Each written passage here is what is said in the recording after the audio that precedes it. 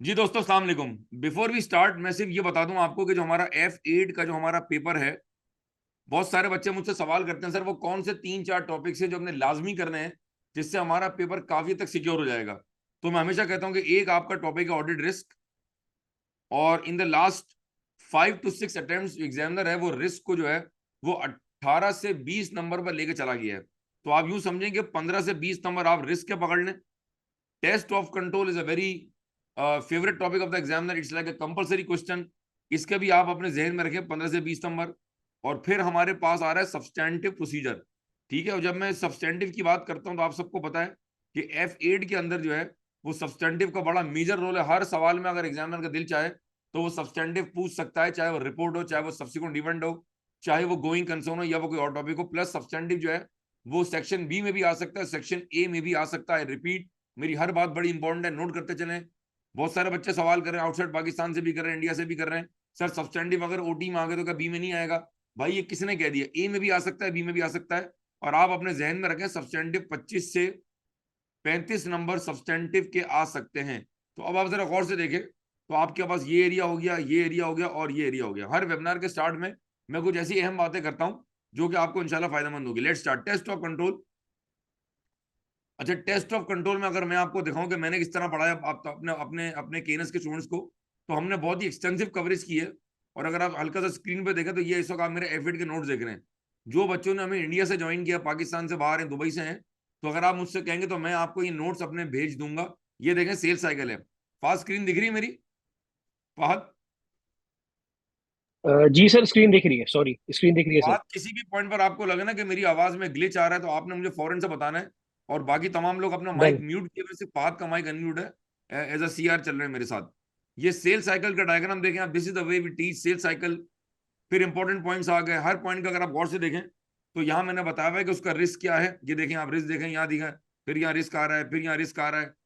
अगर आप इस तरह नहीं पढ़ेंगे तो आप एग्जाम में टीओजी का सवाल नहीं पिक कर सकते। मैं सिर्फ आपको रिफ्रेश करूँ। ये देखें, परचेज साइकिल आ गया। अगर हम सेल्स की बात करें तो हम माल बेच रहे होते हैं, परचेज में माल खरीद रहे होते हैं। सेल्स में हम जीडीएन बनाते हैं और परचेज में हम जीआरएन बना रहे होते हैं। ठीक है जी। तो ये परचेज साइकिल है। मैं सिर्फ रिफ्रेश कर रहा हूँ कि आपने क्या पढ़ा हुआ है। Important points of purchase cycle, for example अगर मैं पहला पॉइंट पढ़ दूं उसका, purchase orders to be made for all purchases incurred irrespective of the amount of PO. आप 5,000 का सामान खरीदना है, 10,000 का ले रहे हैं, डॉलर्स में बात कर लें, यूरो में बात कर लें, दिरहम में बात कर लें, इंडियन रुपए में बात कर लें, पाकिस्तानी करेंसी में बात कर लें, तो उसका पॉइंट ये है कि भाई कंपनी का कैसो भी होना चाहिए कि अगर आपका खर्चा लेट से इतने अमाउंट से बढ़ जाए, इतने अमाउंट से एक्सीड हो जाए, तो जी आपने पीओ फला लोगों से साइन करवाना है, मैंडेट होता है जी। मिसाल के तौर पे लेवल ए के लोग साइन कर रहे हैं, लेवल बी के कर रहे हैं, लेवल सी के कर रहे हैं। एग्जाम परस्पेक्टिव से सवाल में लिखा हुआ है कि जी परचेज ऑर्डर बनता है, कभी साइन होता है, कभी साइन नहीं होता, तो भी वीकनेस है। सवाल में लिखा हुआ है कि पीओ बनता है लेकिन एक्स अमाउंट से ऊपर का पीओ बनता है, और एक्स अमाउंट से नीचे का परचेज ऑर्डर नहीं बनता, purchase order is not made, तो ये वन सेकेंड क्या हो जाएगी? वीकनेस हो जाएगी। सवाल में लिखा हुआ है कि परचेज ऑर्डर इररिस्पेक्टिव जितने भी अमाउंट का हो, उसने उसने हमेशा लेवल सी के पास ही जाना है, तो भी वीकनेस है। कि भाई अगर बहुत ही हायर अमाउंट है, बड़ा अमाउंट है, तो कोशिश करेंगे वो जो परचेज ऑर्डर है that should be approved and signed by the board of director. ये मैं सिर्फ आपको मिसाल दे रहा हूं, मैं आपको डन। वार्म अप कर रहा हूं before we start the question. ये परचेज साइकिल है जी। अच्छा, कुछ ऐसे पॉइंट्स हैं जो कि परचेज और पेमेंट दोनों के लिए कॉमन है। फॉर एग्जाम्पल, बहुत मरतबा एग्जामिनर एक ही सवाल के अंदर सेल्स भी एग्जामिन कर रहा है, परचेज भी एग्जामिन कर रहा है, और आखिर में 2 पॉइंट उसने कैश एंड बैंक के भी रख दिए हैं। इसका मतलब है कि टेस्ट ऑफ कंट्रोल में आप सेलेक्टिव अगर स्टडी करने के मूड में है कि जी पिछली बार एग्जाम मैंने सेल साइकिल पूछा था तो इस बार मैं परचेज कर लूंगा, पिछली बार परचेज पूछा था तो इस बार मैं कैपेक्स कर लूं, तो प्लीज ये बहुत बड़ा सा मेरी तरफ से नो होगा कि आप सेलेक्टिव स्टडी नहीं कर सकते। एग्जामिनर अब हर सवाल के अंदर, हर टीओसी के क्वेश्चन के अंदर 3-3 4-4 साइकिल्स को इकट्ठे एग्जामिन कर रहा है। तो अगर मैं मिसाल दूं कि अगर उसने परचेज साइकिल के अंदर पेमेंट का पॉइंट डाल दिया तो वो कैसे डालेगा? When approving payment for suppliers, breakup of total payment to be reviewed and approved rather than approving lump sum payment। मिसाल के तौर पे इसका अगर मैं इसको सिंपल रिकैप कर दूं कि जी सवाल में लिखा हुआ है कि जी बल्क में पेमेंट आती है, लेट से एक बहुत बड़ा अमाउंट है, और वो आप दिखा रहे हैं डायरेक्टर फाइनेंस को अप्रूवल के लिए, तो उसमें वीकनेस क्या है? वीकनेस ये है कि डायरेक्टर फाइनेंस को आप ये अमाउंट दिखा रहे हैं, लेकिन अगर मैं इसका ब्रेकअप करूंगा तो उसका ब्रेकअप जो है वो कुछ ऐसे बन जाएगा कि जी मिस्टर ए को इतने पैसे देने हैं, मिस्टर बी को इतने पैसे देने हैं, सी को इतने पैसे देने हैं, डी को इतने पैसे देने हैं। तो हो सकता है कि जब वो ब्रेकअप देखेगा तो he is able to highlight some fictitious suppliers. तो ऑलवेज रिमेंबर, जब भी पेमेंट अप्रूव होगी, चाहे वो वेंडर की पेमेंट हो या वो एक्सपेंस की पेमेंट हो, the lump sum amount should never be showed to the senior management. The breakup should be showed. When approving payment for supplier, the breakup of total payment is to be reviewed and must be approved by responsible person. वरना risk क्या है जी? Risk of payment being made, risk of payment being made to fictitious supplier. Fictitious का है, bogus का है, ghost का है, एक ही बात है। उर्दू में कहें तो ये वो सप्लायर है जो आपकी बुक्स में एक्चुअल में जो एग्जिस्ट नहीं करते, जाली सप्लायर है जिनको आप पेमेंट कर रहे हैं। इसी तरह अगर मैं एक पॉइंट और साथ में टच कर लूं, सवाल में लिखा हुआ है in order to manage cash flow there should not be any delay in payment to supplier. सवाल में लिखा हुआ है हम बहुत ही अच्छे तरीके से अपनी पेमेंट को मैनेज करते हैं। भाई कैसे करते हैं हम जी? पेमेंट रोक के मैनेज करते हैं। ओ भाई, पेमेंट रोक के क्या मैनेज कर रहे हैं आप? इसमें रिस्क क्या है? इसमें बेसिकली उर्दू में अगर स्लैंग वर्ड में इस्तेमाल करें तो आप सप्लायर्स की तपा रहे हैं। सप्लायर की हड्डी आएगी, जब सप्लायर की हड्डी आएगी तो वो आपको गुड्स टाइम पर सप्लाई नहीं करेगा। ये देख लें, रिस्क हमारे पास आ गया। ये राजी रिस्क, ठीक है जी। अभी थोड़ी देर में रिवाइज करते हैं कि टीओसी के सवाल की ड्राफ्टिंग कैसे है। goods not being supplied by the vendor, risk of lawsuit, negative goodwill और loss of early bird discount। ठीक है जी, ये मैंने हल्का सा रिफ्रेश थोड़ा सा कर दिया, वार्म अप कर दिया आपको। ये कॉमन पॉइंट्स आ रहे हैं फॉर सेल्स एंड परचेज। ये सारी वो बातें जो हमने टीओसी के रेगुलर लेक्चर में आपने एलएमएस पर कवर की होंगी, कवर कर लेनी चाहिए। फाद ऐसा ही है भाई, कंफर्म कर दें जी। जी सर, बिल्कुल ऐसे ही है, ऐसे ही है। अच्छा, फिर हमारे पास आ गया कैपेक्स साइकिल। कैपेक्स साइकिल बहुत ही आसान है, ये हमारे घर की मिसाल है कि जी घर की जिस तरह घर में पेरेंट्स अप्रूव करते हैं या बड़े भाई बहन अप्रूव करते हैं, यहाँ पर कैपेक्स कमेटी होती है, कैपिटल एक्सपेंडिचर कमेटी होती है जो कि सारे बड़े खर्चों को अप्रूव करेगी। ठीक है जी, बजट बनेगा, हर परचेज में बजट अपडेट होगा। जब माल फैक्ट्री में आएगा उसकी जीआरएन बनेगी, नॉन करंट एसेट रजिस्टर में उसकी पोस्टिंग होगी। ये सारे बड़े बेसिक पॉइंट है। वंस अगेन बार बार रिपीट कर रहा हूँ कि टीओसी जब आप पढ़ेंगे तो आपने हल्फनामा साइन करना है कि आप टीओसी जब पढ़ेंगे तो आप कोई साइकिल भी स्किप नहीं करेंगे। ठीक है जी, आगे चलें। अच्छा, मैंने जो अच्छा काम किया, जो मुझे लगता है कि मैंने अच्छा काम किया, वो ये कैश एंड बैंक साइकिल हमारे सामने गुजर रही है। अच्छा, कैश एंड बैंक में नोट कर लेंगे ये, अगर आप गौर से देखें क्या देख रहे हैं आपको फाद? सर लिखा हुआ है internal controls on petty cash system very important. ठीक है, अब once again cash and bank cycle में मेरी बात नोट कर लें, जहां तक मेरी आवाज जा रही है, कि कैश एंड बैंक साइकिल के अंदर दो बातें एग्जामिनर पूछ सकता है। पेटी कैश अलग से पूछता है। वो पेटी कैश पर उसने पास्ट, अगर आप पेपर देखेंगे आज से 10 साल पहले, 12 साल पहले, तो पेटी कैश के ऊपर सवाल अलग से बना हुआ है। प्लस हो सकता है उस जिस सवाल में पेटी कैश पूछे उसी सवाल में वो परचेज साइकिल भी पूछ सकता है, और उसी सवाल के साथ वो conventional cash and bank cycle पर भी सवाल बना सकता है। तो आप इसको बिल्कुल भी इग्नोर नहीं कर सकते। दिस नहीं इज कर। Very very important. ठीक है जी, आगे चलते हैं। मैं वो बातें बताना चाह रहा हूं जो बच्चा शायद तैयारी में मिस कर देता है या रिवाइज करते हुए स्किप कर देता है भाई। ठीक है, आगे चलें जी। ये देखें हमारा पेरोल साइकिल आ गया। अच्छा, एग्जाम परस्पेक्टिव से अगर मैं आपको ये जुमला बताऊं, आज माशाल्लाह स्ट्रेंथ बहुत अच्छी है, इतने लोग कभी मैक्सिमम नहीं है हमारे पास। थैंक यू सो मच जी। अगर आप मुझसे सवाल करें, फाद मुझसे सवाल करता है, या मुझसे मुस्कान सवाल करें, या लाइबा मुझसे सवाल करें, या मुझसे जो है वो हफ्सा सवाल करें, अरीबा सवाल करें, सर के ये बताएं कि टीओसी में सबसे मुश्किल साइकिल कौन सी है, तो I would raise my hand if you can see me looking into your eyes. सबसे मुश्किल सवाल जो है, जो डिफिकल्ट क्वेश्चन है, वो बन सकता है पेरोल साइकिल के ऊपर। क्या मेरी बात समझ आ रही फाद? जी सर। अच्छा, मसला ये है कि ज़ाहिर है जितने बच्चे एफिड का एग्जाम आप में से देने जा रहे हैं, चाहे वो पाकिस्तान से, दुबई से, इंडिया से, 90% जो है बच्चा घर पे बैठ के तैयारी कर रहा होता है। तो अगर टीचर का भी प्रैक्टिकल एक्सपोजर नहीं है, बच्चे का भी नहीं है, तो फिर आप टीओसी याद करके जा रहे होंगे, आप समझ के नहीं जा रहे होंगे। और मैं अलल ऐलान आंखों में आंखें डाल के बता रहा हूं कि जिस दिन आपने टीओसी याद करके अटेम्प्ट करना शुरू कर दिया तो शायद आप पेपर शायद पास कर लेंगे, लेकिन प्रैक्टिकल वर्ल्ड में आपको बहुत डिफिकल्टी होगी। तो बेहतर ये कि आप अंडरस्टैंड करके जाए ताकि आपको हर सवाल वहां पर समझ आए। अब पेरोल साइकिल बाजार तो आसान है लेकिन थोड़ा सा ही कॉम्प्लेक्स हो जाता है। देखें इसको मैंने इस तरह ब्रेकअप किया हुआ है। हायरिंग है, ट्रेनिंग है, डेली अटेंडेंस मार्क हो रही, कार्ड स्वैप कर रहे हैं आप। 9 से 6 आपके नॉर्मल आवर्स हैं, 6 के बाद आपके ओवर टाइम आवर्स हैं, ओवर टाइम के अलग घंटे रिकॉर्ड होंगे, नॉर्मल अलग घंटे रिकॉर्ड होंगे, मंथली सैलरी शीट बनेगी, सिस्टम की वर्किंग को सैंपल बेस पे चेक करना होगा, पेरोल शीट कोई बंदा अप्रूव कर रहा होगा, जो बंदा पेरोल शीट को अप्रूव कर रहा है, और जो बंदा उसके बैंक ट्रांसफर को अप्रूव कर रहा है वो बंदा कोई और होगा। जो बैंक ट्रांसफर अप्रूव कर रहा है उसके पास पेरोल रिकॉर्ड करने की पावर नहीं होनी चाहिए, जिसको हम बोलते हैं सेग्रीगेशन ऑफ ड्यूटीज। ये मैं जी ठीक। Before we start the past paper में बहुत ही क्विकली अपने दिल पे पत्थर रख के मैं स्पीड में निकाल रहा हूँ, ठीक है, ताकि हम सवाल पे आ जाएं। हम कल जो हमारा सेशन है फ्राइडे को सुबह 11 से 1, हम जरा थोड़ा सा टीओसी के अंदर डाइव इन करेंगे और हम थोड़ा सा इन डेप्थ कल जाएंगे। आज मैं समझे ट्रेलर दिखा रहा हूँ, मैं वार्म अप कर रहा हूँ और मैं इंजन गर्म कर रहा हूँ, टीओसी के हवाले से बात हो रही है, ठीक है जी, आगे चलें जी। अच्छा, कंट्रोल ऑब्जेक्टिव, फात देख रहे हैं कंट्रोल ऑब्जेक्टिव? जी सर बिल्कुल दिख रहा है। तेल साइकिल के कंट्रोल ऑब्जेक्टिव अलग हैं, परचेज सिस्टम के अलग हैं, इन्वेंट्री के अलग हैं, फिर हमारे पास कैश एंड बैंक के अलग हैं, पे रोल के अलग हैं भाई। अच्छा, कैपेक्स के कंट्रोल ऑब्जेक्टिव अलग हैं। ये जो कंट्रोल ऑब्जेक्टिव है ये टीओसी के सवाल के साथ ही एक शॉर्ट क्वेश्चन बन जाता है। टीओसी के सवाल के साथ ही शॉर्ट क्वेश्चन बन जाता है जी, फला साइकिल के कंट्रोल ऑब्जेक्टिव बताएं। बहुत मर्तबा बच्चे पढ़ के नहीं जाते, एग्जाम में बैठ के बोंगियां मारते हैं, फिर बोलते जी मेरा पर्चा 45 में फेल हो गया। भाई आपने प्रॉपर पढ़ाई नहीं आपने। मैं हमेशा कह रहा हूं कि आप इस पेपर को इज्जत दें, खुदा का वास्ता इसको मान सम्मान दें, इसको वो वैल्यू करें जो ये डिजर्व करता है। तो ये जो कंट्रोल ऑब्जेक्टिव है ये छोटा नन्ना मुन्ना क्यूट सा सवाल मेरी तरह बन सकता है। 2 नंबर, 4 नंबर, 5 नंबर, जो पास प्रैक्टिस है वो नॉर्मली ये सवाल 5 नंबर का बन जाता है। ठीक है जी, मैं बगैर सांस के चल रहा हूँ ताकि आप बिल्कुल फोकस आपका रहे और आप बिल्कुल भी यॉर्निंग ना करें, दाएं बाएं ना देखें, ठीक है। Specially my friends from India, मुझे आप जरा फीडबैक दे दें कि आपको मेरी उर्दू हिंदी जबान समझ आ रही है। ऐसा ना हो कि आप जो है ना वो समझ ही ना पाए।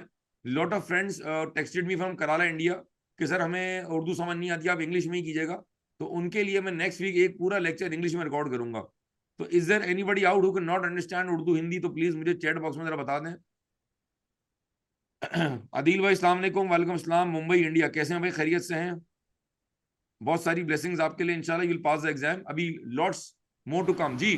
फाद, अब हम कर रहे हैं पूरी क्लास को वार्म अप। तमाम बच्चे, जितने बच्चे लाइन पर हैं, आपने फाद और मेरी आवाज पे लब्बैक कहना है। फाद, हम यहाँ से थोड़ा सा ना पॉइंट्स को रिवाइज करके फिर सवाल पे आते हैं, तो अगर आप हेडिंग पढ़ लें प्लीज मेरे साथ। Okay, Bismillah. Further important internal control weakness and internal controls. ठीक है, हम एक एक पॉइंट को पढ़ेंगे, एक्सीडिंग हर पॉइंट को आप आराम से पढ़ेंगे और हर पॉइंट का बस सिर्फ 2 सेकंड का पॉज लेके आगे बढ़ जाएंगे। अब जी start. Exceeding annual capital expenditure budgets. ठीक है। Under staffed internal audit department. Under staff sample size. Internal, जी जी sir. Sample size of verifying fix assets is very less और लो। ठीक है। All employees can access master slash standing data. अच्छा, point number 4 पे सिर्फ मैं comment कर दूं, फात थैंक यू, आपने पॉज कर लिया। मास्टर डेटा या स्टैंडिंग डेटा, याद रखिएगा ये हर साइकिल के रेलिवेंट है। मैं अगर इसको आसान लफ्जों में अपने मेहमानों को बता दूं कि ये क्या होता है, भाई मिसाल के तौर पे अगर मैं बात करूं केनेस की, तो मेरे पास एक सर्वर है जहां पर सारे बच्चों ने जो एडमिशन लिया हुआ है, फिजिकल ऑनलाइन, सारे टीचर, मेरे पास एक सिस्टम के ऊपर, एक मशीन के ऊपर आप सबका डेटा पड़ा हुआ है। वो जहां सारा डेटा डंप्ड है, जहां हमारे सब्जेक्ट की फीस भी आ रही है, टीचर्स के आर्ली रेट भी आ रहे हैं, टीचर्स की प्रॉफिट शेयरिंग भी आ रही है, उसको हम कहते हैं मास्टर डेटा, उसको हम कहते हैं स्टैंडिंग डेटा। ये एक ही बात है, मतलब ये वो डेटा है जो एक जगह खड़ा हुआ है, बह नहीं रहा है, और ये हमारा मेन डेटा है। ठीक है, तो अगर मैं बिल्कुल आपको ऐसा पॉइंट बताऊं, मतलब आज मैं ऐसे पॉइंट मारूंगा हर साइकिल में जाके वो हिट हो, फिर आप कोई भी सवाल कर आप बोले ऐसी की तैसी सर, साजिश से पढ़ के आए हैं, टीओसी मसला ही कोई नहीं है। सेल्स साइकिल में लिखा हुआ है कि जो हमारे सेल्स के एम्प्लॉइज हैं, हर बंदे के पास मास्टर डेटा की एक्सेस है, ये वीकनेस है। परचेज साइकिल में लिखा हुआ है कि जो हमारे सप्लायर्स का मास्टर डेटा है उसकी एक्सेस तमाम एम्प्लॉइज के पास है, ये वीकनेस है। पेरोल में लिखा हुआ है कि जी जो हमारा पेरोल का डेटा है, हमारे तमाम क्लर्क्स के पास मास्टर डेटा, या हमारे जूनियर जो स्टाफ है उनके पास स्टैंडिंग डेटा की एक्सेस है, तो भाई ये वीकनेस है। इसका मतलब अगर मैं हाईलाइट कर दूं तो भाई ये जो पॉइंट है नंबर 4, ये हर साइकिल पर अप्लाई होता है। क्या मेरी बात समझ आ रही है? ठीक है। जी अदील सर। फ्रॉम मुंबई, अदील आपको मेरी बात समझ आ रही है? कोई ऐसा बच्चा जिसको उर्दू हिंदी समझ नहीं आ रही तो प्लीज मुझे कंफर्म करे। रिशबा फ्रॉम दिल्ली इंडिया, क्या बात है जी, आज माशाल्लाह हमारे पास हमारे नेबर कंट्री से बहुत सारे लोग हैं, आई एम सो प्राउड। एक साहब गुजरात से भी हैं। भाई आप लोगों को उर्दू हिंदी समझ आ रही है? कोई वर्ड अगर समझना है, कहीं दिक्कत हो तो आपने मुझे बताने की कोशिश करूंगा, बहुत ही बढ़िया पढ़ाऊं मैं। और इंडियन वर्ड भी साथ साथ चल रहे हैं, फाद आप देख रहे होंगे। सर धन्यवाद भी बोलते हैं। ठीक है जी। तो ठीक है जी, उर्दू बहुत माशाल्लाह है आपकी, बहुत शुक्रिया जी, बहुत माशाल्लाह। शुक्रिया। कोशिश करेंगे कि और अच्छा इसको बढ़िया पढ़ाने की कोशिश करें। चलें जी फाद भाई, तुरंत अब आगे चलेंगे, तुरंत का मतलब है जल्दी से जी। जी, आगे point number 5। Payroll payroll manager has the authority to review and amend payroll records. आगे। Sales credit limits are not reviewed regularly or periodically. अच्छा रुक जाए, Fahd Credit point limits number should 6 पे, be approved in the point number 6 पे मैं रोक रहा हूँ। पॉइंट नंबर 6 बहुत इंपॉर्टेंट है, मार्क कर लें तमाम दोस्त, मार्क कर लें।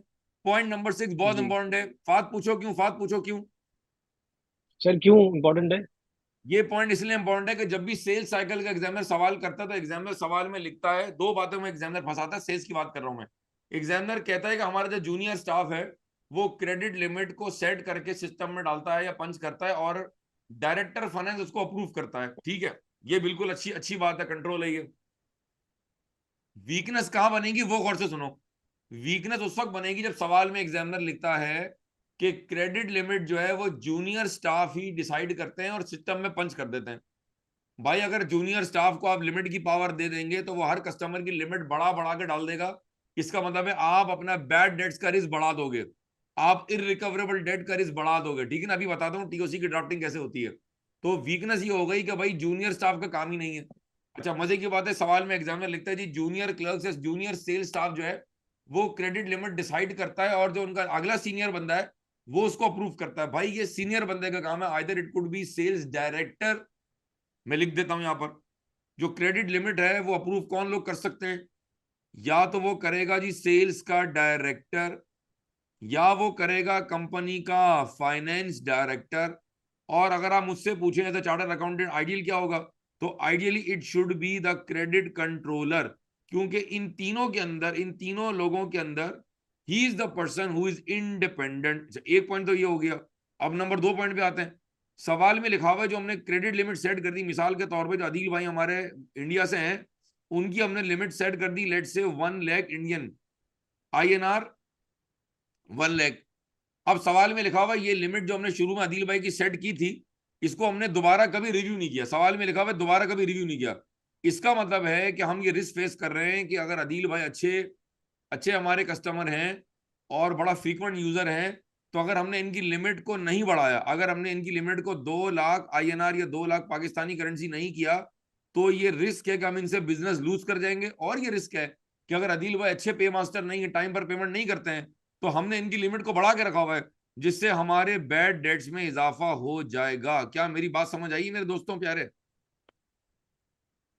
जी सर, ये कॉमन पॉइंट है एग्जाम में, ये कॉमन कॉमन पॉइंट है। पॉइंट आगे चले जी, हम पॉइंट नंबर 6 पे थे, जहां जहां मुझे लग रहा है बहुत इंपॉर्टेंट है तो वहां I will take the liberty to explain. आगे चलें, पॉइंट नंबर 6 जी। है। Sales credit limits are not reviewed regularly or periodically. Credit limit should be approved independently. Invoice are being chased long after due dates. ठीक है। There is no credit controller or not being appointed on time. अच्छा एक minute रुक जाए, एक minute रुक जाए, एक मिनट रुक जाए। असल में जब आप फाद ये पढ़ रहे हैं ना, आप यकीन करें वो पढ़ा पढ़ा के जहन ऐसा तेज हो गया है कि पिछले 10 साल के टीओसी के एफिड के सवाल में मेरे दिमाग में समंदर की तूफान की तरह आ रहे हैं। मेरी समझ नहीं आ रहा मैं क्या क्या क्या आपको ना बताऊं। मतलब मैं इस वक्त ना अजीब सा जा रहा हूँ जोन के अंदर, सारे सवाल याद आ रहे हैं। तो बहरहाल जो जो जहन में आ रहा है बता रहा हूँ। सवाल में लिखा हुआ है जी, मिसाल के तौर पे हमारे एक दोस्त हैं जी, हमारी दोस्त हैं लाइबा। सवाल में लिखा हुआ है लाइबा जो है लाइबा लाइन पे हैं आप। लाइबा जो है वो हमारी क्रेडिट कंट्रोलर है, लेकिन लाइबा जो है आजकल वो पाकिस्तान टूर पे गई हुई है, नारायण कागान गई हुई, वहां से हुंजा से होती हुई आएंगी, तो उनको आने में लगेगा 25 दिन। सवाल में लिखा हुआ है क्रेडिट कंट्रोलर जो है हमारी, मैं ये पॉइंट समझा रहा हूँ आपको, ये वाला मैं ये पॉइंट समझा रहा हूँ, पॉइंट नंबर 9। तो क्रेडिट कंट्रोलर जो है वो 1 महीने की छुट्टी पे चली गई है। फहद भाई जो है वो वर्ल्ड टूर पे चले गए। अदील भाई जो है इंडिया से पाकिस्तान घूमने आएगा वाघा बॉर्डर के जरिए। तो रिस्क क्या भाई, रिस्क ये है कि अगर क्रेडिट कंट्रोलर नहीं होगा, अगर क्रेडिट कंट्रोलर नहीं होगा तो भाई पेमेंट चेज कौन करेगा? और अगर कोई पेमेंट चेज नहीं करेगा तो हमारे इरिकवरेबल डेट या हमारे बैड डेट जो है वो बढ़ जाएंगे। अच्छा एक और अगर मैं पॉइंट यहीं पर एक्सप्लेन कर दूं, पॉइंट नंबर 8। पॉइंट नंबर 8, एक सवाल है, सवाल का मुझे नाम याद आ रहा है, ओरिगानो। ओरिगानो सवाल है, उसमें लिखा हुआ है मिसाल के तौर पे कि अगर मैं इसको यूं समझा दूं, ये हमारा कंपनी का डिपार्टमेंट है और ये हमारा सेल्स डिपार्टमेंट है। ठीक है, तमाम लोग जो इस वक्त ऑनलाइन है मेरे साथ और जो कैमरे में रिकॉर्डिंग आगे जाके देखेंगे, तमाम लोग मुत्तफिक होंगे कि सेल्स का काम क्या है। If somebody can volunteer sales करना। अपार्ट फ्रॉम, हाँ मैं चाहूंगा फाद ये जवाब दे दें मुझे, करण देव, करण जवाब दें, सेल्स वालों का काम क्या है? What is sales staff doing? Karan ji. अच्छा ठीक है जी करण, जवाब नहीं दे रहे और शायद उनका मूड नहीं है। हारिस, अगर मुझे आप बता दें, हारिस कोई भी बता दें, गलत बता दें, सही बता दें, कि सेल्स का काम क्या होता है। फहद आप बता दें, क्या सेल्स का सेल्स का काम। काम है सेल्स करना, बिजनेस बिजनेस लाना। जी जी जी, बहुत आला बहुत आला। देखिए मैं सबसे इसीलिए पूछता हूँ ताकि आप लोग इंटरेक्टिव रहें। Adeel, if you can tell me कि क्रेडिट डिपार्टमेंट का काम क्या है। Adeel from India, Mumbai. अदील मुझे बताएं, सेल्स डिपार्टमेंट और क्रेडिट डिपार्टमेंट का क्या फर्क है, मुझे बता सकते हैं आप, ट्राई कर सकते हैं। क्रेडिट डिपार्टमेंट मतलब वो क्रेडिट पे चेक चेक रखते हैं सारे के कितने लोगों को क्रेडिट पे दिया गया है गुड्स। मतलब ठीक मोस्टली है, very customers very credit good, पे जो वेरी गुड। लेते हैं जो रेगुलर। बहुत आला बहुत आला। अच्छा अदील, अगर आपसे ही मैं सवाल करूं कि मिसाल के तौर पे आप क्रेडिट डिपार्टमेंट में, अदील यहाँ काम कर रहे हैं और फहद यहाँ है, और अगर मैं आपसे ये कहूं, कि जी अदील आप जो है ना वो फिलहाल क्रेडिट का काम छोड़ें और आप सेल्स में चले जाएं, तो आप मुझे बताएं कि अगर मैं क्रेडिट कंट्रोल डिपार्टमेंट से कहूं कि फिलहाल आप सेल्स का काम देख लें, तो इससे क्या इफेक्ट होगा।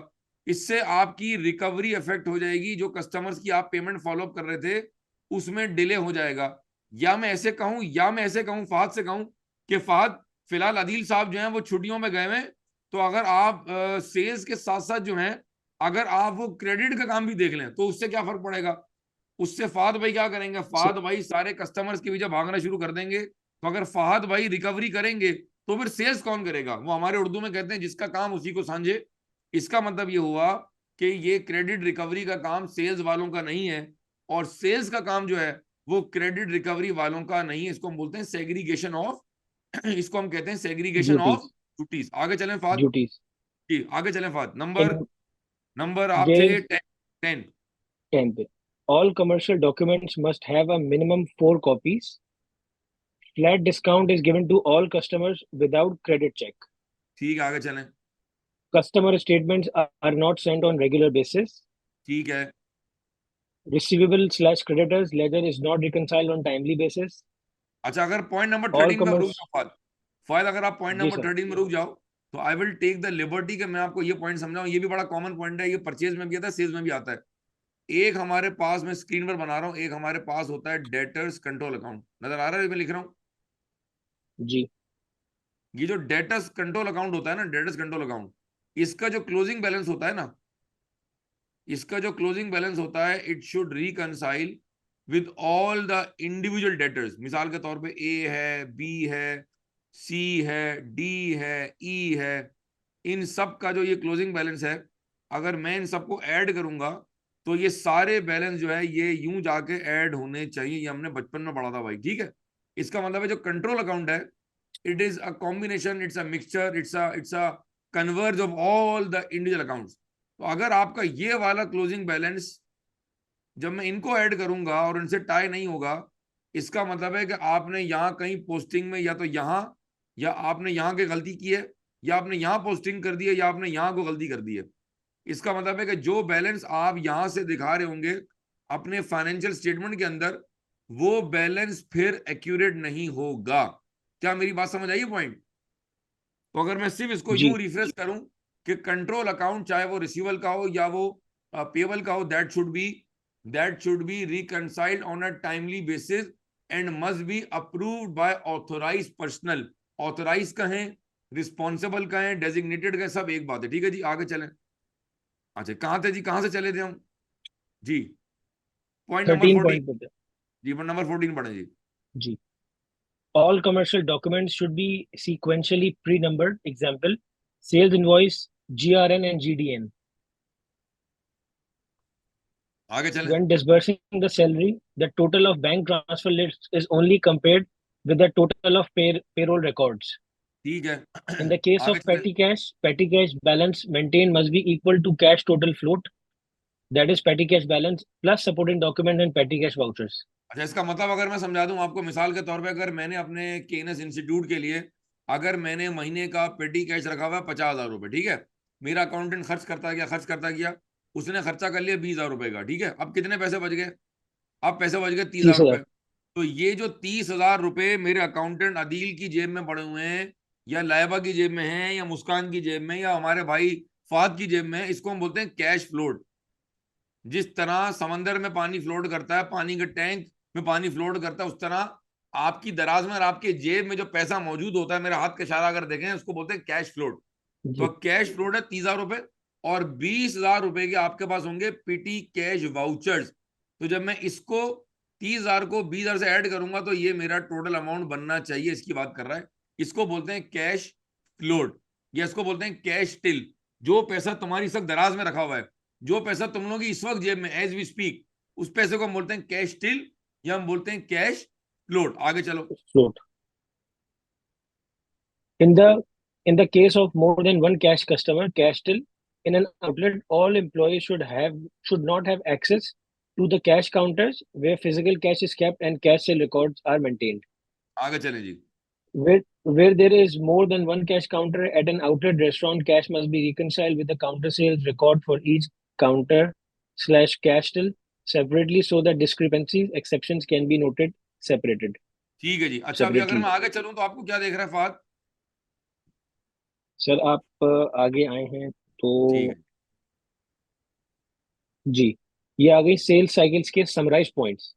अच्छा, अगर मुझे चैट बॉक्स में कंफर्म कर दें वो तमाम बच्चे जो मुझसे पढ़े हुए हैं कि क्या आपने मेरे वॉल्यूम 2 के अंदर सेल्स के समराइज पॉइंट्स कवर कर लिए। अगर चैट बॉक्स में सिर्फ यस लिख दें तो बहुत अच्छा हो जाएगा। सिर्फ यस, स्पीड में यस लिख दें, वाई एस लिख दें, सिर्फ ये लिख दें ताकि मुझे आइडिया हो जाए कि हाँ आपने कवर किया हुआ, मैं मुतमईन हो जाऊंगा थोड़ा सा।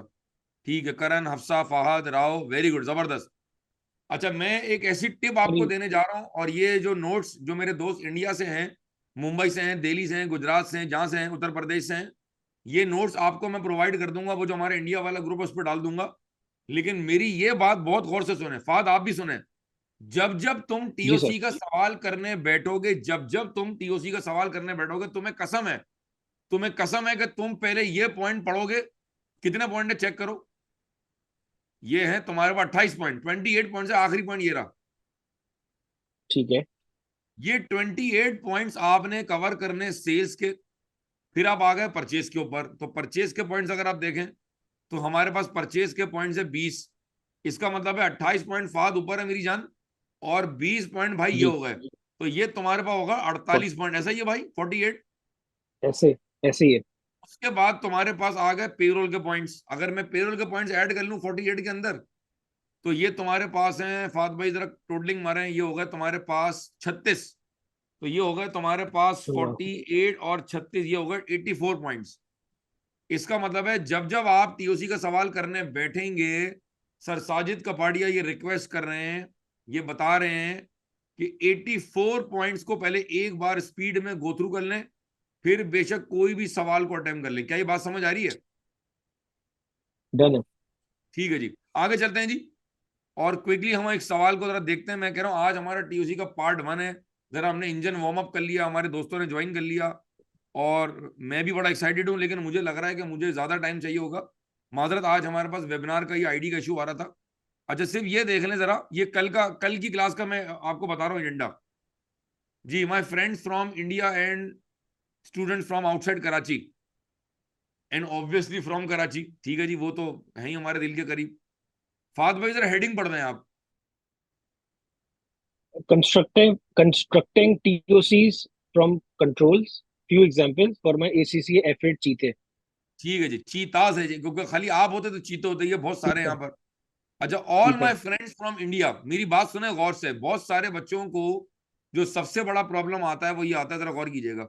वो प्रॉब्लम ये आता है, ये पहला कॉलम है, यहां बताते हैं वीकनेस, यहां बताते हैं कंट्रोल, और यहां बताते हैं टीओसी। ठीक है जी। अदील, अगर आप भी अपना माइक अनम्यूट कर लें so that we can all coordinate together.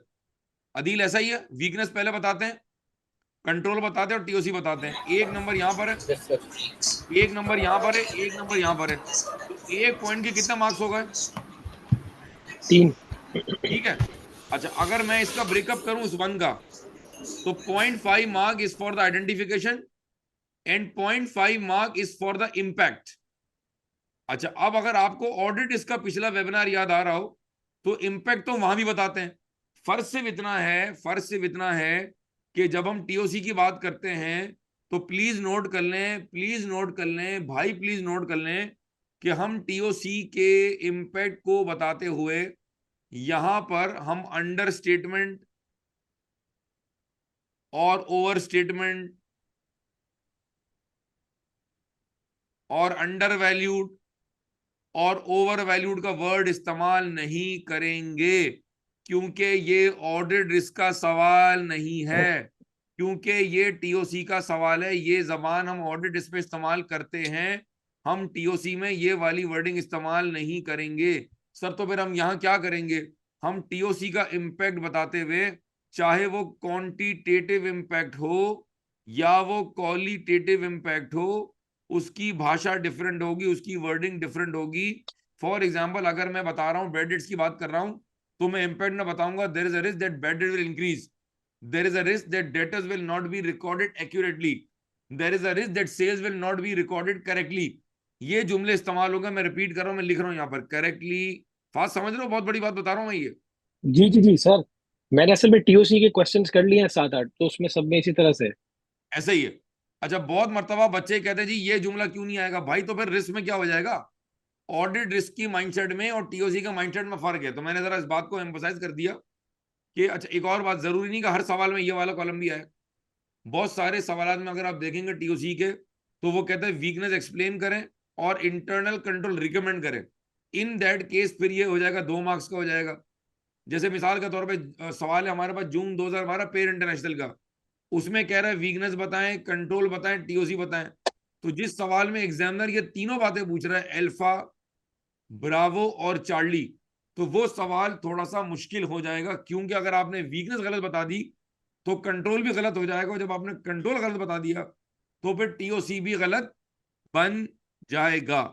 ठीक है जी। तो अगर क्विकली आप देख लें, मैंने बहुत ही अहम चीजों को बहुत ही क्विकली मैंने बताने की कोशिश की है। अच्छा, ये जरा गौर से देखें आप, ये सिर्फ मैं वंस अगेन ही मैं कल डिटेल में डिस्कस करूंगा, मैं सिर्फ आपको आज वार्म अप कर रहा हूं। फाद, अगर आपसे पहला पॉइंट पढ़ ले मैं आगे बढ़ जाऊंगा। ये क्या है जी? Purchase orders are made and approved by a responsible official. इसका टीओसी पढ़ें जी। Inspect a sample of purchase orders made and also review proper approval by authorized personnel. अच्छा, अगर मैं उन लोगों को जिनको ये प्रॉब्लम हो रही है कि सर ये टीओसी लिखते कैसे हैं, तो मैं सिर्फ आपको 5 सेकंड में इसका हल बता रहा हूं, बाकी मैं बात कल करूंगा, नेक्स्ट वेबिनार का वेट कीजिएगा। ये वो है कंट्रोल जो आप क्लाइंट को रिकमेंड कर रहे हैं, ऐसा ही है फाद? जी सर। ये वो टेस्ट ऑफ कंट्रोल है जो मैं अपने ऑडिट प्रोसीजर के जरिए उस कंट्रोल को वेरीफाई कर रहा हूं, ऐसा ही है फाद? जी और अगर मैं ऐसे समझाऊं कि ये टीओसी नहीं है, बेसिकली ये आइजा 500 में जो हमने कायरो पढ़ा था, ये वो है ऑडिट प्रोसीजर। याद आ रहा है जी शॉर्टकट? जी जी सर। अच्छा, एक और बात क्लियर कर दूं, जब मैं कहता हूं कि ये कायरो है, तो उसका ये मतलब नहीं कि सारे कायरो, क्योंकि Cairo is common for both TOC and substantive procedure, audit ऐसा ही। रिस्क। तो अगर आप जी ये तमाम पॉइंट्स को गौर से देखेंगे तो आपको यहां पर कहीं भी कंफर्मेशन नहीं मिलेगा। मेरे चेहरे की मुस्कुराहट देख लें आप, आपको यहां कहीं भी एपी नहीं मिलेगा, एनालिटिकल प्रोसीजर। इसका मतलब है जब मैं ये कहता हूं कि टीओसी जो में जो करेंगे वो कायरो है, तो सारे कायरो नहीं है, जो रेलिवेंट कायरो उनकी बात हम कर रहे हैं। ठीक है जी, ऐसा ही है। जी ठीक है जी, आए जल्दी से सवाल पे आते हैं जी। ये हमारे पास आगे सवाल, और ये है जी मार्च जून 2022। मार्च जून 2022। ध्रुव लाइन पर है, अरफात लाइन पर है, अरीबा लाइन पर है, आप अलीशा लाइन पर है। यस बोल दें जी, ताकि मैं जरा मुतमईन हो आप लोग हैं। ऐसा ना हो आप लोग लाइन पर रह के गायब हो गए कहीं। मार्च जून 2022 में यहां लिख देता हूं, मार्च जून 2022 का सवाल है जी टीओसी का। रिक्वायरमेंट पढ़ेंगे फात भाई अपनी खूबसूरत आवाज में। फात भाई आपने पढ़ना है जी सर। सवाल, आप पहले पढ़ लें यहाँ से बी पार्ट जी, यहाँ से स्टार्ट करें जी, start. In respect of the sales system of Whittaker Co., identify and explain 3 direct controls on which the auditor may seek to place reliance, and and describe a describe a test of controls the auditor should perform to assess if each of these direct controls is operating effectively. अच्छा, मैं Note: सवाल दोबारा पढ़ the देता हूँ। marks will be split accordingly. ठीक है, मैं सवाल दोबारा पढ़ देता हूँ। मैं दोबारा इसलिए पढ़ता हूँ कि अगर फाहद की आपको आवाज प्रॉपर नहीं आई है, हर बंदे का डिफरेंट इंटरनेट कनेक्शन है, और पिछले 2-3 दिन से पाकिस्तान में इंटरनेट के मसाइल चल रहे हैं, बहुत ज्यादा प्रॉब्लम आ रही है। तो उसके लिए डिस्क्लेमर है कि ये चीज हमारे हाथ में नहीं है। मेरा गला मेरे हाथ में है, फाद भाई देख लो, और ये चाय का कप मेरे हाथ में है। ठीक है, उसके अलावा Subhanallah. टेक्नोलॉजी जो है वो मेरे हाथ में नहीं है भाई। In respect of the sale system of WN को identify and explain, identify and explain. क्या ये एक बात पूछ रहा है, ये दो बातें पूछ रहा है? भाई ये दो बातें पूछ रहा है, आइडेंटिफाई भी दो करो बार। और एक्सप्लेन भी करो। 3 डायरेक्ट कंट्रोल। ओहो, हमने तो रट्टा लगाया हुआ था, टीओसी में एग्जाम में सिर्फ वीकनेस पूछेगा, हाय अल्लाह हमारी तो कच्ची हो गई, ये कंट्रोल पूछ लिए, हाय अल्लाह क्या होगा? ओ भाई क्या होगा, जब वीकनेस पूछेगा तो सवाल में ऊपर मसाइल होंगे, और जब एग्जामिनर कंट्रोल पूछेगा इसका मतलब है ऊपर सवाल में सब कुछ अच्छा अच्छा हो रहा होगा, बोले तो बहुत ही बढ़िया हो रहा होगा। इसका मतलब है ऊपर सिस्टम में कोई दिक्कत नहीं है। अब आपने क्या पिक करना है? अब आपने पिक करना है कि सवाल में अच्छा अच्छा क्या हो रहा है, and what is the best being going on as per the standard operating procedure. ये सवाल उसने उल्टा पूछ लिया है। 2 में वो क्या पूछ रहा है, कह रहा है जो आपने कंट्रोल बताए हैं उसका टीओसी बता दें। अगर आप सवाल की मुझसे ड्राफ्टिंग पूछेंगे और मैं अगर आपको मार्क्स बता दूं रेड में, तो ये हो गया हमारे पास 6 मार्क का सवाल। ऐसा ही है फाद भाई? जी सर। तो इसकी मार्किंग स्कीम जो है वो है 3 2 6। ठीक है, 3 पॉइंट पूछे हुए, देखें जी ये इसकी ड्राफ्टिंग है, ये देखें ये इसका इसका बनेगा फॉर्मेट। एक तरफ आपने क्या बताना है जी, एक तरफ आपने बताने हैं कंट्रोल्स, देख लें जी, और एक तरफ आपने बताना है कि आप उस कंट्रोल को एज एन ऑडिटर चेक कैसे करेंगे। वाह भाई वाह, वाह भाई वाह। एक नंबर ये रहा, आहा, एक नंबर ये रहा, वाह भाई वाह। एक नंबर ये हो गया 2 नंबर, और ये हमारे पास एक और पॉइंट आ गया, ये एक और पॉइंट आ गया, ये एक और पॉइंट आ गया, ये एक और पॉइंट आ गया, और ये हमने 2 और 2 4 और 6 ये हमने ले लिए मार्क्स। बात समझ आ रही भाई? जी। अच्छा, अब मसला ये है कि अगर कोई बच्चा जो है वो एग्जाम में सिर्फ ये बता दे जी ऊपर सवाल में लेट से मटेरियल रिक्विजिशन बनती है, सवाल में क्रेडिट कंट्रोल डिपार्टमेंट प्रॉपर दिया हुआ है, तो भाई सिर्फ आइडेंटिफाई नहीं करना है। आप जरा गौर कर लें जी, माय फ्रेंड्स फ्रॉम इंडिया, ये क्या लिखा हुआ है, एक्सप्लेन। जिस तरह अभी मैंने बताया था कि जब वीकनेस को समझाते हैं उसी तरह आपने कंट्रोल को भी समझाना है। ठीक है भाई, आए सवाल पढ़ते हैं जी। सवाल आप शुरू करेंगे यहां से पढ़ना जी, स्टार्ट। अगर स्क्रीन आपके सामने आ गई तो ये पढ़ लें जी। जी सर, आगे आगे। The scenario relates to four requirements. It is July 2005. You are an audit supervisor with W&Co. You are currently reviewing notes in relation to the internal controls in place at your client. W&Co manufactures and sell luxury bed linen wholesale to the hotels trade and direct to public from its factory store. It has a year ending at 31st of August 2005. Sales, sales cycle पढ़ेंगे जी। Sales. W&Co implemented a new sales system in May 2005. The new system was fully tested prior to its implementation and will be run in parallel with the old system until the year end. W&Co internal audit department is responsible for comparing the output from the old and new system, investigating any discrepancies and making recommendations for further action. अच्छा, 1 minute Fahd रुकिएगा। अच्छा दोस्तों, मैंने आपको शुरू में disclaimer दिया था कि आज हमारे पास टाइम थोड़ा कम है, वी ओनली हैव 10 मिनट्स। मैं बहुत अपोलोजाइज करता हूं कि हमारे पास आज बैंडविड्थ नहीं थी, कल मैं कंपनसेट करूंगा। आज मैंने आपको सिर्फ ये बता दिया कि वेबिनार में मैं टीओसी में बम कैसे मार सकता हूं। ठीक है जी, तो अब ये मुझसे वेबिनार करवाना आप लोगों का काम है। इंशाल्लाह मैं अगले जो 2 वेबिनार हैं वो आज कमिट कर रहा हूं कि वो टीओसी पर होंगे, और उसके बाद हमने करना है दमादम मस्त कलंदर सब्सटेंटिव और ओटीज के ऊपर, क्योंकि हम इस बार पेपर देने नहीं जा रहे हैं, हम तो पेपर पास करने जा रहे हैं। और मैं इंशाल्लाह उम्मीद कर रहा हूं Inshallah. कि इस बार किसी ना किसी बच्चे की आएगी पोजीशन इंशाल्लाह। सिर्फ सवाल को दोबारा Inshallah. बता रहा हूं कि ये कह रहे हैं डायरेक्ट कंट्रोल बताएं, इसका मतलब है सवाल को पढ़ते पढ़ते क्या नियत है, इसका मतलब है सवाल को पढ़ते पढ़ते नियत ये कि वीकनेस नहीं ढूंढनी है, सवाल में अच्छा अच्छा ढूंढना है। अच्छा अच्छा बोले तो, अच्छा अच्छा बोले तो क्या, आपने सवाल में चीज ढूंढना इन है कि प्लेस है. सवाल में, हाँ सवाल में बेहतरीन क्या हो रहा है, ये रहा अच्छा Strength. अच्छा।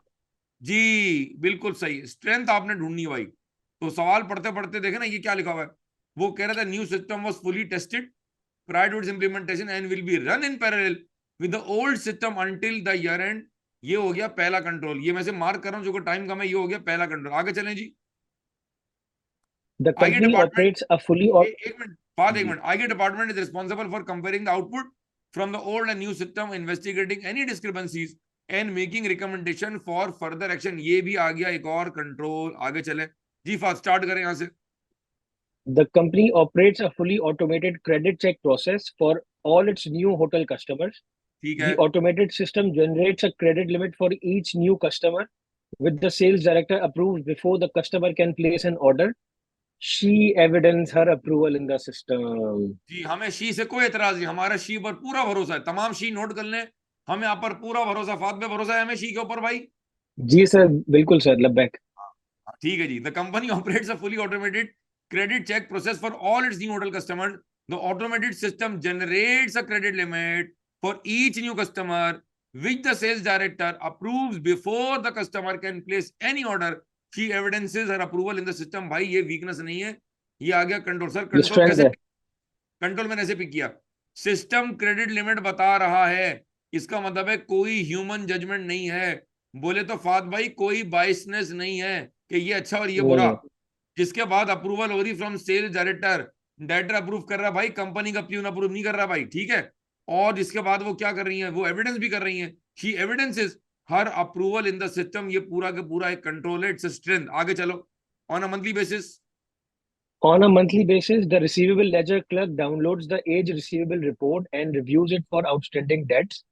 In line with W&Co credit control policy, any debts which are greater than 30 days overdue are then passed to credit control department, which contacts the customer to resolve any issues and recover the debt. ठीक है। Also, on a monthly basis, the accounts, sir. बाद भाई एक minute देना, बस एक बहुत अच्छा पढ़ा, बस एक मिनट में जान के इंटरफेयर कर रहा हूँ। ऑन अ मंथली जी basis, on a monthly basis the receiver ledger clerk download the aged receivable report. What is aged receivable report? Aged receiver, अगर आपने मेरे डेटर्स का सब्सटेंटिव का लेक्चर लिया हो, अगर आपने उसमें प्रोविजन फॉर डाउटफुल डेट के सब्सटेंटिव का लेक्चर अटेंड किया हो, तो मैंने बताया था कि एज रिसीवेबल का मतलब ये होता है कि हम कस्टमर्स को ब्रेक करते हैं कि भाई ये 30 दिन पुराना है, ये 30 से 60 दिन पुराना है, ये 60 से 90 दिन पुराना है। इसको हम बोलते हैं एजिंग बकेट, इसको हम बोलते हैं एज बैलेंसेस, इसको बोलते हैं एज रिसीवेबल रिपोर्ट, इसको बोलते हैं एज एनालिसिस। मेरे पास इसके 20 वर्ड्स हैं जो मैंने अक्रॉस द ग्लोब देखे हुए हैं बहरहाल। And review its for outstanding debt in line with the W credit control policy.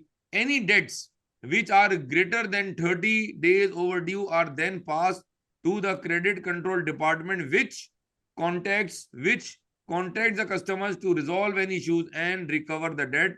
ये जो आप इतना शानदार फॉलो अप कर रहे हैं, ये भी क्या है भाई फाद भाई, ये भी क्या है, कंट्रोल है। ये कंट्रोल है। On a monthly basis the Also, account on a clerk, month, जी also on a monthly basis the accounts clerk or reconciles the receivable control account to the receivable ledger. जी हाँ, ये जो आप timely base पे reconcile कर रहे हैं भाई, ये भी क्या है, ये भी क्या है भाई, ये भी क्या है भाई, ये भी स्ट्रेंथ है ना, कंट्रोल है आपका। अच्छा। जी बिल्कुल कंट्रोल है।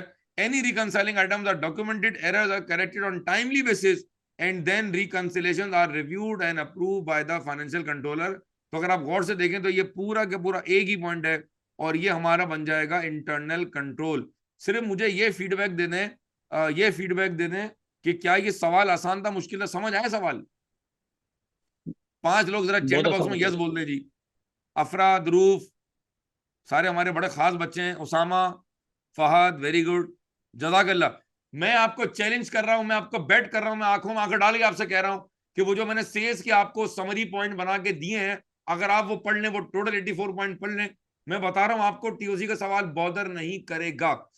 अच्छा 2 मिनट हमारे पास हैं, अगर मैं जल्दी से आपको ले आऊं इसके बैंक के ऊपर, तो जरा फाद, अगर आप, मैं पेरोल स्किप करके जा रहा हूं क्योंकि हम पेरोल कल कवर कर लेंगे, जरा बैंक साइकिल जरा देखें जी। सवाल फास्ट शुरू करें यहां से। जी। W&Co uses an internet banking system which requires a two-step verification process. A password is required to log on to the system. An additional passcode is then required to set up new payees and to withdraw funds. The login ठीक है, details include the password and the passcode are saved in the shared file, which is accessible to all payables ledger staff in the accounts department. ठीक है। अच्छा Weakness. मजे की बात सुने, एक काम करते हैं, जरा पहले मैंने आपको सरप्राइज थोड़ा सा दिया, और आप ये समझ रहे हैं कि शायद कैश एंड बैंक के अंदर भी आपने कंट्रोल स्ट्रेंथ ढूंढनी है, जबकि ऐसा नहीं है। फाद ये पढ़ने जरा। नहीं. Identify and explain 5 deficiencies in W&Co's payroll and bank system and provide a control recommendation to address each of these deficiencies. ठीक है जी।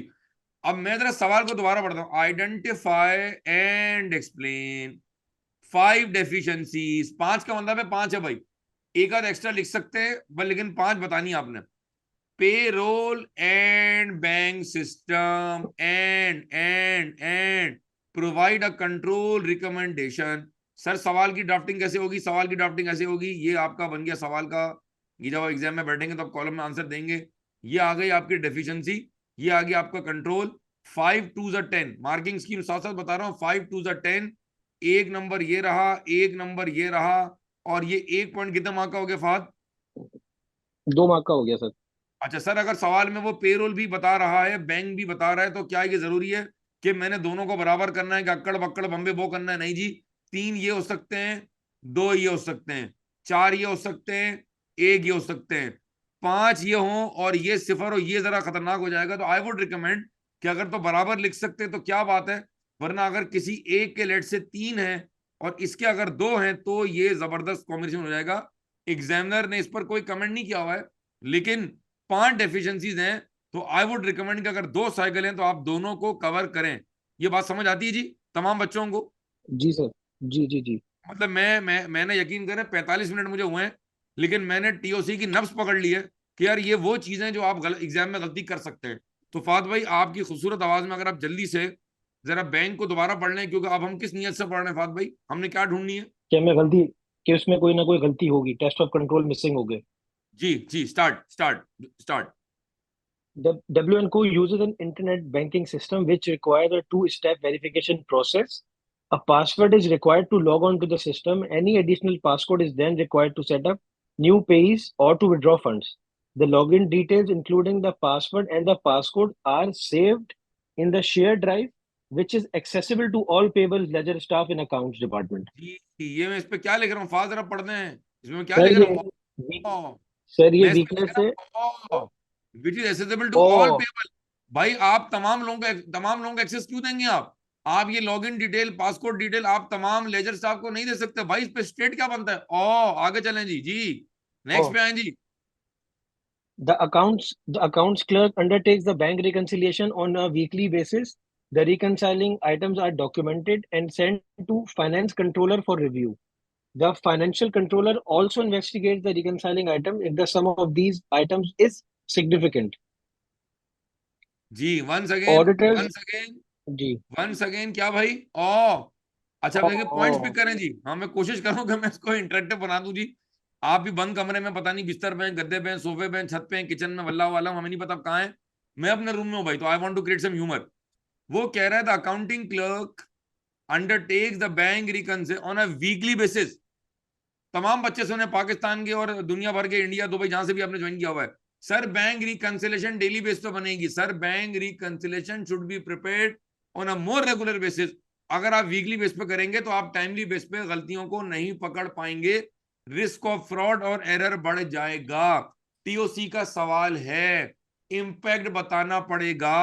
Impact can be both quantitative and qualitative. Under qualitative. Over valued का word नहीं आएगा, under over statement का word नहीं आएगा, क्योंकि ये रिस्क का सवाल नहीं है। और the reconciling items are documented and send to the financial controller for review. उनकी मेहरबानी के वो अवेलेबल है। द फाइनेंशियल कंट्रोलर जो है वो क्या कर रहे हैं, अल्लाह माफ करे, only investigates the reconciling item if the sum of these items is significant. Financial controller को समझाएं, इसको समझाएं कि भाई तूने केनस से नहीं पढ़ा हुआ, तेरे बेसिक कॉन्सेप्ट वीक हैं। अगर मिसाल के तौर पे 1 मिलियन से एक चीज ऐड हो रही है और 1.5 मिलियन से एक चीज लेस हो रही है, तो फाद मुझे बताएं नॉक ऑफ करके कितना हो गया? नॉक ऑफ करके हो गया 5 5 लाख लाख रुपए। सही है फाद भाई? और कंपनी की जी पॉलिसी सर है कि वो ऐसी है। तमाम रिकंसाइलिंग डिफरेंसेस जो अगर 5 लाख या उससे कम है, या लेट से 6 लाख से कम है, तो हम उनको रिव्यू नहीं करेंगे। तो मेरा उनसे सवाल ये भाई कि आप इसको क्यों देख रहे हैं, आप उसके सम को क्यों देख रहे हैं? ये भी बड़ा अमाउंट है, ये भी बड़ा अमाउंट है। तो बड़े बड़े अमाउंट अगर नॉक ऑफ हो गए, छोटे अमाउंट बन गए और वो आपके सैंपल से निकल गए, तो ये मिस स्टेटमेंट का पकौड़ा बन जाएगा, जिससे आपकी गलतियां टाइमली बेस पे आइडेंटिफाई नहीं हो पाएंगी। तो ये बन गई वीकनेस। और अब मुझे बताएं, मतलब मैंने छोटा सा आपको ट्रेलर दिखाया है कि how interesting a TOC question can be. तो अगर आप मुझे बता दें कि हमने सेल्स को देखा और हमने देखा जनाब ये बैंक की वीकनेस को, बैंक। तो ये सवाल आपको कैसा लगा? चैट बॉक्स में बताएं कि क्या आपको ये कैश एंड बैंक की वीकनेस समझ आई भाई? यस या नो करके जवाब देना प्लीज तमाम कारकुन। ठीक है जी, बहुत आला, इजी पीजी, बिल्कुल सही कह रहे हैं फाद भाई, जज्बात में आपके समझ गया हूं। बिफोर वी वाइंड अप, आज हमारा है टीओसी का पार्ट 1, कल यहीं से हम शुरू करेंगे, बट बिफोर दैट मैं तमाम नाजरीन और सामाईन कदरदान मेहरबानों को एक सवाल छोड़ के जा रहा हूं। हम पढ़ने जा रहे हैं टीओसी, और मैं इस पर कोई डिस्कशन नहीं करूंगा। और हम कल सेकंड वेबिनार सुबह 11 बजे यहीं से कनेक्ट करेंगे इंशाल्लाह। और जितने लोगों ने ज्वाइन किया है उससे डबल कल हमें लोग दोबारा ज्वाइन करेंगे। फात भाई, ओवर टू यू। आप सिर्फ पेरोल पढ़ लेंगे और मैं बत्ती जला के आज चला जाऊंगा। जी, पेरोल स्टार्ट करेंगे फात भाई। W&Co has a HR department which is sorry, which is responsible for processing joiners and leavers, including preparing and sending authorized joiner forms to the payroll department so that the new employees can be set up correctly on the payroll system. However, when additional staff are required at however, when additional staff are required at short notice, joiners forms are not completed, and instead the production supervisor notifies the payroll department by email on the day they commence in employment. ये भी आगे और है sir. जी आगे चले। Staff are required to work overtime on regular basis in order to meet production targets. Overtime is paid monthly in arrears at the end of the one in which it is worked. All overtime reports are reviewed on quarterly basis by the production supervisor after the overtime has been paid. Review of overtime reports are evidenced by signature of the production director. आगे The payroll system automatically calculates wages and deducts for all employee based on the standing data. The standing data is reviewed regularly to ensure it is still accurate. However, no checks are performed on the monthly payroll calculations. जी आगे चले। In May each year, all employees receive a bonus, the amount of which varies depend upon their performance. The payroll department receives written notification from HR manager for the bonus based only on this view of employees' performance in the year. The bonus for 2005 were input into payroll system by the payroll clerk. After May's payroll had been processed, a small number of employees notified the payroll department that the bonus they had been paid did not agree to their bonus confirmation letter. This was corrected in June 5. जी, कुछ समझ आया सवाल? जी sir, गलतियों से भरा हुआ है. अच्छा जी, अब ये देखें, आज मैंने इस वेबिनार के अंदर मैंने पे रोल को कवर नहीं किया हुआ है। तो अगर किसी को ये पूरा सवाल जो है, अगर किसी को ये पूरा सवाल पे रोल का ऊपर से गुजर गया है, तो ये उसके लिए लम्हा फिक्रिया है कि वो आज जाके और पे रोल साइकिल को एक बार रिवाइज कर ले बिफोर हम कल के जो वेबिनार है उसमें हम टीओसी के साथ करें दमादम मस्त कलंदर। ठीक है जी, तो मैं आज यहाँ तक रखता हूँ जी। जी. हमें देखें टाइम का पता नहीं चला, हमने तकरीबन कोई 50-55 मिनट साथ गुजारे हैं, और ऐसा लगता है कि आपके साथ शायद पूरा दिन भी गुजारूंगा तो भी कम लगेगा मुझे जल्दी से फीडबैक दे दें तमाम लोग। मुझे आपका फीडबैक बहुत इंपॉर्टेंट है कि ये 45 मिनट 50 मिनट जो हमने गुजारे हैं टीओसी में, क्या कंफर्ट आई, क्या समझ आया, फायदा हुआ कि नहीं हुआ। अगर आप मुझे 10 में से मार्किंग दे दें, मैं एक्सपेक्ट कर रहा हूँ कि आज हमने पूरा नहीं किया, we had less time, but मैंने आपको एक एपेटाइजर आज मैंने दे दिया है। तो अगर आप सिर्फ आपकी अंडरस्टैंडिंग जो डेवलप हुई है उस पर अगर आप मुझे फीडबैक दे दें आउट ऑफ 10 के 5 नंबर, 6 नंबर, 7 नंबर, 8 नंबर, या आप मुझे फेल कर दें बेशक 4 नंबर देके, लेकिन मुझे एक आइडिया हो जाएगा थोड़ा सा। If all of you can just नहीं गिव नहीं मी सर, मार्क्स। अच्छा सेशन सर, 10 on 10. अल्हम्दुलिल्लाह। जरा ये जो हमारे दोस्त हैं जी इंडिया से, if you can just share your feedback. अगर आप अपना माइक अनम्यूट कर लें आदिल भाई, थोड़ा सा बता दें एक दो जुमलों में, तो हमारी थोड़ी हौसला अफजाई हो जाएगी। और कल इंशाल्लाह मुलाकात कर रहे हैं 11 बजे। जी आदिल भाई। अच्छा था सर, काफ़ी इंगेजिंग था। मतलब पूरे 1 घंटे ऐसा लगा नहीं कि कब बीत गया 1 घंटा। हाय आपने हाय जिस हाय तरीके से हाय, इंगेज करके रखा बहुत हम शुक्रिया को। आदिल भाई, आपकी मोहब्बत है। कल का वेबिनार आप मिस नहीं करेंगे, थोड़ा रिवाइज कर लीजिएगा। उसके अलावा जो हमारी हेल्प होगी वो हमारे बच्चे आपको इंशाल्लाह नोट्स की सूरत में कर देंगे। बाकी जितने हमारे वेबिनार होंगे अभी कराची से जो मैं लूंगा केने से, वो तमाम जो आपके दोस्त हैं इंडिया में, वो आप उनको लिंक शेयर कर सकते हैं, they can join it. No, not an issue, not an issue. Areeba, Areeba, Areeba Ali ji मौजूद है? सर। अरीबा, समझ आया कुछ? जी जी। जी सर, बहुत अच्छा था। रिव्यू टाइम होके वाज लेस, सारे I understand the time was less, उसके लिए हमारी माजरत अरीबा।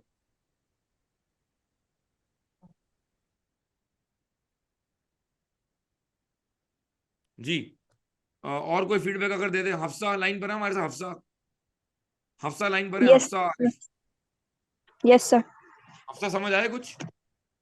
यस सर, बहुत ज्यादा समझ पाया सवाल। अब और सॉल्व करूंगी तो इंशाल्लाह होंगे सॉल्व।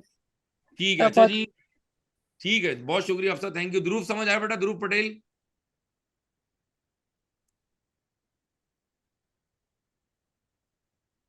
अच्छा, करण देव, करण अगर लाइन पे हैं आप, करण?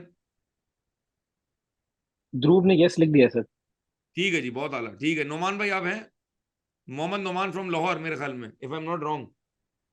नोमान भाई, नोमान भाई नाराज चल रहे, नोमान भाई बात ही नहीं कर रहे हमसे। नोमान भाई, मैं आपको गिफ्ट हैम्पर भेज दूंगा, जहां भी आपकी लोकेशन, आप बस बात कर लें, अपनी आवाज सुना दें। मैं ये हंसने लिए दुनिया से ना चला जाऊंगा। नहीं। राव अब्दुल्ला, नोमान भाई ने कसम खाई बात नहीं करी। Rao Abdullah, Yes, sir. It was very helpful. जी राव समझ आया कुछ? Yes, sir. ठीक है जी, चलें जी, बहुत शुक्रिया। यहाँ पर इसको हम क्लोज करते हैं। थोड़ा सा मैंने आज टाइम आपको कम दिया है, उसके लिए बड़ी माजरत है, हमारे पास वो आईडी अवेलेबल नहीं थी। हम कल मुलाकात कर रहे हैं, कल टीओसी का वेबिनार नंबर 2 है। कोशिश करूंगा कि लंबा खींचूंगा, जितने सवाल हम कर सकेंगे, सवाल करते करते हम रिवीजन भी कर लेंगे, और हमारा जो मेन फोकस होगा वो ड्राफ्टिंग होगा। और कल मैं ज्यादा फोकस करूंगा कि कंट्रोल से टीओसी कैसे बनेगा। मैं कल के वेबिनार में फोकस करूंगा कि सर जब हम पास पेपर देखते हैं उसमें 3-3 टीओसी दिए हुए, 4-4 दिए हुए, सर हम इतने सारे एग्जाम में नहीं लिख पाएंगे, लिखने भी नहीं आपने। मैं मुस्कुरा रहा हूं, आपने लिखने भी नहीं भाई, वो एग्जामिनर ने आपके गाइडेंस के लिए दिए हुए हैं। इस पर इंशाल्लाह हम कल बात करेंगे। जज़ाकल्लाह, थैंक यू सो मच, और see you tomorrow in the next webinar of test of control. Sajid Kapadia signing off from Kena School of Business Studies. Thank you so much. Allah Hafiz ji.